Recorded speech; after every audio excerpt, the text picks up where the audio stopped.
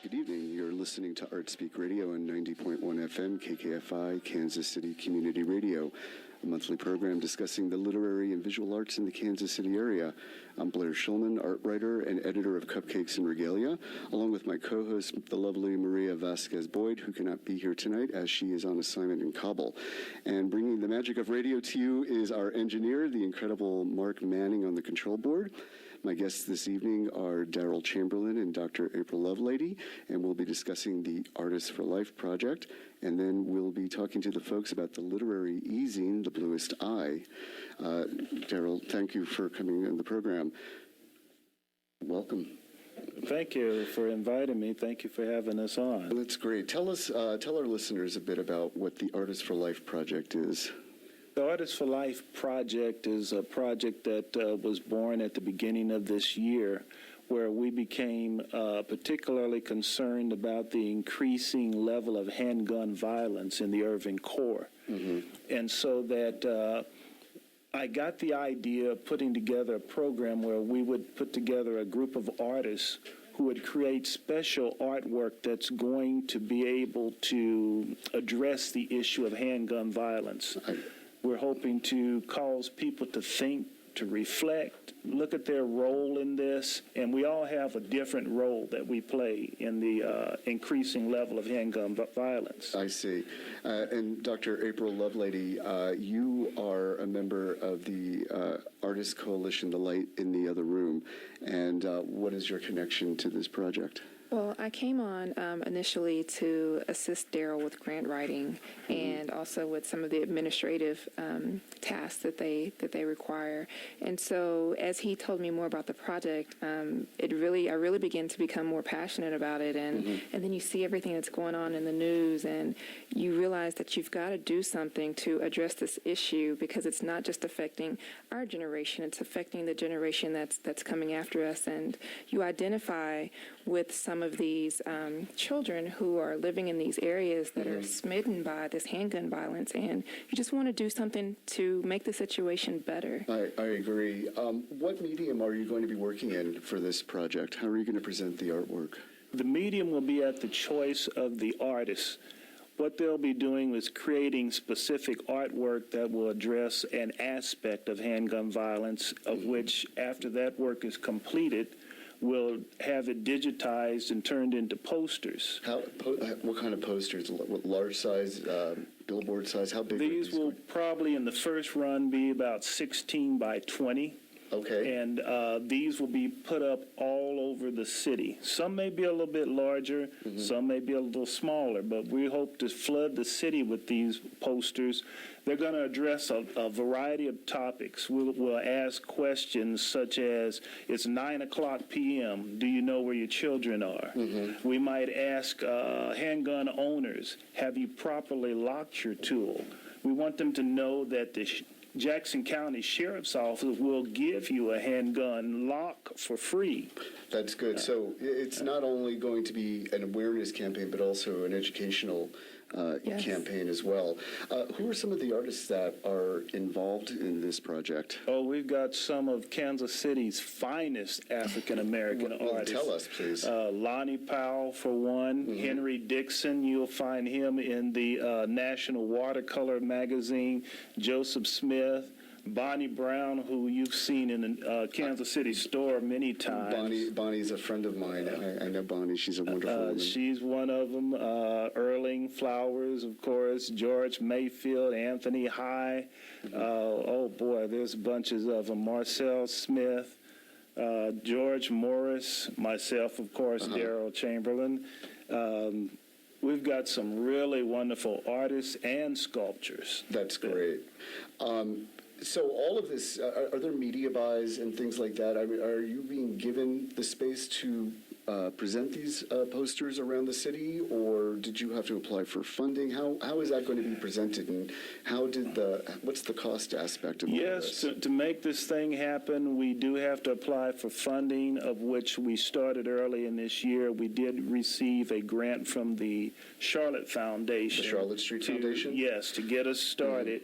and we're continuing to seek other funding to make this happen because we'll have photography costs, printing costs, and such, and then distribution costs as well. And so that's where Dr. Lovelady comes in. She's helping with the securing of the grants and the funding to make this happen. Right. And what kind of timeline do you have with the funding and purchasing the materials and getting the artwork produced and erected in the city? How is that working out? What's the time frame? Well, fortunately, we kind of want to get the ball rolling on this. And so with having secured the first phase of funding, we can kind of go ahead and start getting the materials, help the artists get the materials that they're going to use to produce the actual artwork. And we're looking at rolling this out over the next year, but we're going to start now, have the artists working on the artwork over the summer so that maybe by the fall of the year we can actually start putting up these posters and displaying these posters around the city.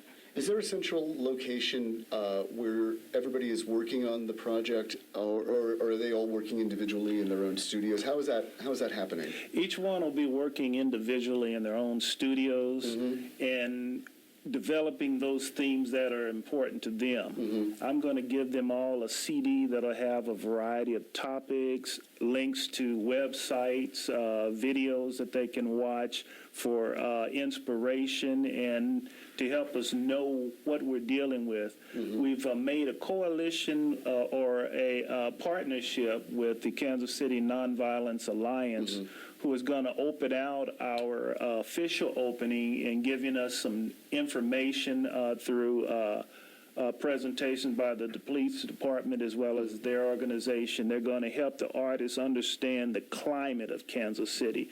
What is the problem with handgun violence? What is some of the data that you have on this that prompted you to really take action and move forward? It's one thing to sit in your studios and talk about, yes, there's a problem, but then there's another one to actually sit and take action and to write the grants and to make it happen. What kind of information have you accrued over time that has prompted Charlotte Street to provide you with funding and things like that?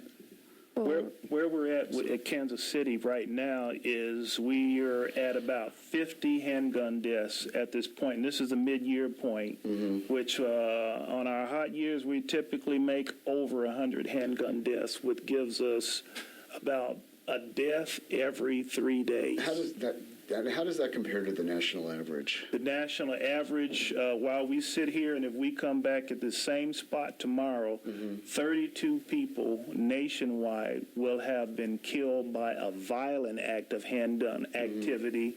51 will have killed themselves through a handgun usage. 45 will have killed themselves through a handgun accident on a national level. When we say 32, that means on a daily basis, we have as many people dying by handgun death through violent activity as we have sitting in a classroom. That's like eliminating one classroom of people per day or one Bible study per day. I understand.